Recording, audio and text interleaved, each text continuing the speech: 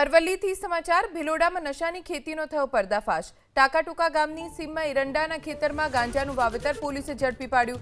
આ દરોડામાં પોલીસે ડ્રોનનો પણ ઉપયોગ કર્યો હતો। રેડ દરમિયાન એરંડાના પાકની આડમાં છુપાવેલા 23 ગાંજાના છોડ મળી આવ્યા। એફએસએલના અધિકારીઓએ પ્રાથમિક પરીક્ષણ કરતા તે વનસ્પતિજન્ય ગાંજો હોવાની પુષ્ટિ કરી। આ છોડનું કુલ વજન 9.700 કિલોગ્રામ હતું, જેની બજાર કિંમત આશરે 4.85 લાખ રૂપિયા આંકવામાં આવી છે।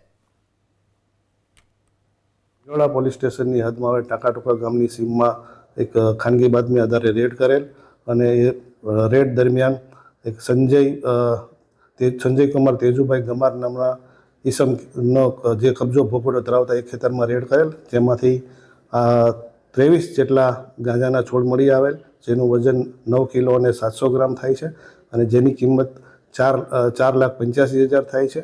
એ મુદ્દામાલ કબજે કરવામાં આવેલ છે તમામ, અને એ સંજય કુમારને પણ અટક કરવામાં આવેલ છે અને એના અનુસંધાને ભિલોડા પોલીસ સ્ટેશનની અંદર ગુનો દાખલ કરવામાં આવેલ છે અને આગળની જે તપાસની કાર્યવાહી છે એ હાલ ચાલુમાં છે।